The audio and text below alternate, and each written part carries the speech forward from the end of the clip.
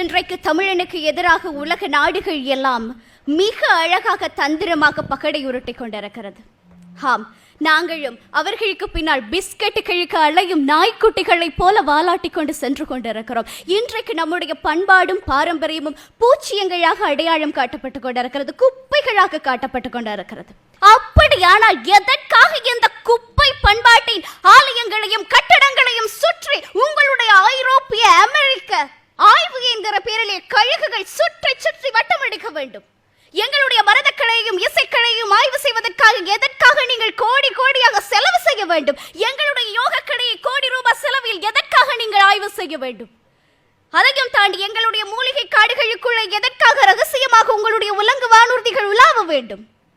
ஏதோ இருக்கிறது என்பதனால் தானே எங்களை சுற்றி சுற்றி வருகிறீர்கள். இன்றைக்கு எப்படி இயேசு சிலுவைக்கு ஒப்பு கொடுக்கப்படுகிற போது அவருடைய மேலாடை எனக்கு உள்ளாடை எனக்கு என்று ஆளுக்கு சீட்டு போட்டுக் கொண்டார்கள். அதை போல இன்றைக்கு தமிழன் நிலங்களுக்கும் சொத்துக்களுக்கும் ஆளுக்கு உனக்கு எனக்கு என்று அடிபட்டு கொண்டு சீட்டு போட்டுக் கொண்டு இருக்கிறார்கள். நமக்கு தெரியுமா? தெரியாது. தோற்க போகிறோமா? எப்படி போர் செய்ய போகிறோம்? எது வெற்றி? இப்படை தோற்கின் என்பதற்கு முன்பதாக எது வெற்றி? வெற்றி என்பது ஒரு இனத்தை அழித்து இன்னொரு இனம் வாழ்வது கிடையாது. வெற்றி என்பது எந்த இனம் தன்னுடைய இருப்பை பாதுகாத்துக் கொள்கிறதோ அதற்கு பெயர் தான் வெற்றி. நம்முடைய இருப்பை பாதுகாத்துக் கொள்ள என்ன செய்ய போகிறோம்? இன்னொரு யுத்தம் செய்ய போகிறோமா? 30 ஆண்டுகள் படை வளர்த்தோம், ஒரே நாளில் தாரை வார்த்து கொடுத்தோம், வீட்டுக்கு ஒரு வீரன் என்று அனுப்பி இன்றைக்கு அனுப்புவதற்கு எங்களிடம் எதுவும் கிடையாது, இலக்கு எதுவும் கிடையாது.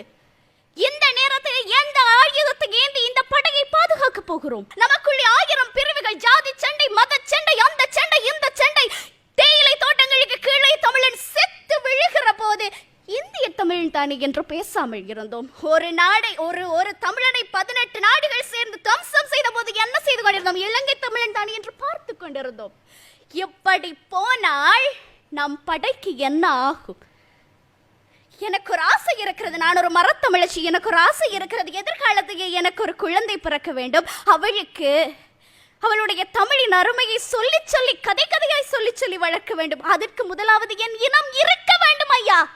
என் இனம் இருப்பதற்காக எந்த ஆயுதத்தை எடுத்து நான் போராடுவேன்? நிலம், நீர், தீ, காற்று, ஆகாயம், பஞ்சபூதங்களையும் முகவரிகளாக சொன்ன இனம் எங்களுடைய இனம். அந்த ஆயுதத்தை கையில் எடுப்போம். இயற்கையை பாதுகாப்பதுதான் ஒரு இனத்தை பாதுகாப்பதாகும். இறுதியில் ஒன்றை சொல்லிக்கொள்ள விரும்புகிறேன். புலி பதுங்குவது எல்லாம் பயந்து விட்டது என்று அர்த்தம் கிடையாது. நன்றி, வணக்கம். பிரியதர்ஷினி, ரொம்ப உணர்ச்சி வசப்பட்டு ரொம்ப அழகா மண் வாசனையோடு பேசுனீங்க. வாழ்த்துக்கள். ஏன்னா இப்போவே உங்களுடைய பேச்சுக்கு வெற்றி வாகை சூடுகிறோம். ஏன்னா அந்த ஒவ்வொரு எடுத்துக்காட்டுகளும் நீங்கள் சொன்னதெல்லாமே அனுபவபூர்வமாக பார்த்துருக்கீங்க. எதிர்காலத்துலேயும் எப்படி அதை கொண்டு செலுத்துவீங்கிறதுக்கு ஒரு முத்தாய்ப்பாக ஒரு என்னுடைய குழந்தைக்கு என்ன சொல்லி தருவேன்னு சொன்னீங்க பாருங்கள். அந்த உணர்வு தான் வேணும்னு நாங்கள் எதிர்பார்க்குறோம். நல்ல உணர்வுக்கு பாராட்டுகள். உங்களுக்கு ஒரு கேள்விமா. இப்போ யானையின் பலம் எதிலே? தும்பிக்கையிலே. மனிதனுடைய பலம் எதிலே? நம்பிக்கையிலேன்னு சொல்லுவோம் இல்லைங்களா? உங்கள்கிட்ட அந்த நம்பிக்கை நிறையா இருக்குது. இந்த மனிதனுடைய பலம் நம்பிக்கையில் இருந்தால் எந்த பகை உணர்வு வந்தால் கூட நம்ம எதிர்த்து போராடலாம், இனத்தை காக்கலாம்னு சொன்னீங்க இல்லையா? இப்படை தோக்கின் எப்படை வெல்லும் அப்படின்னு கேள்விப்பட்டிருக்கீங்க. மனிதனுடைய பலம் நம்பிக்கையை வைத்து இதை எப்படி கொண்டு போவீங்க வெற்றி அடைய? நான் எதுவாக எதை நினைக்கிறேனோ நான் அதுவாக ஆகிறேன். என்னுடைய எண்ணங்கள் தான் என்னை வடிவமைக்கிறது. கண்ணாடிக்கு முன்னாக நின்று நான் கருப்பியாக இருக்கிறேன், நான் ஒரு கிளியோபட்ராவாக என்னை நினைத்துக் கொண்டால் நான் கிளியோபட்ரா தான். அப்படித்தான் ஆகிறேன். அதைத்தான் சொல்கிறேன். என் இனத்திற்கு ஆண்டாண்டு காலம் தொட்டு ஒரு மரபு இருக்கிறது. ஆண்ட பரம்பரை நாங்கள் ஒன்றும் மாண்ட பரம்பரை கிடையாது என்ற ஒரு நம்பிக்கை எங்களுக்குள் இருக்கிறது. அந்த நம்பிக்கை எங்களுக்கு சோறு போடும். விழுகிற போதெல்லாம் தூக்கி தூக்கி அந்த நம்பிக்கை நிறுத்தும். நான் இந்த இடத்திலே ஒன்றை நம்புகிறேன். இன்றைக்கு நடக்கிற மேலைத்திய நாகரிகத்திலே மேலைத்தியம் நிறைய விடயங்களை கற்றுக் கொடுக்கும், வளர்ச்சியினுடைய உச்சத்திலே கொண்டு போய் நிறுத்தும்.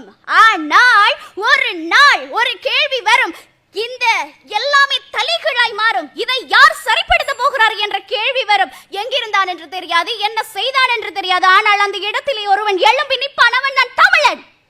அந்த எழும்பி நிற்கிற தமிழன் எல்லா தீங்குகளுக்கும், எல்லா விடை காண முடியாத கேள்விகளுக்கும் ஒரு பரிகாரியாக எழுந்து நிற்பான். அது என்னுடைய நம்பிக்கை. இந்த நம்பிக்கைப்படி எல்லாமே நடக்கும் என்று நான் நம்புகிறேன்.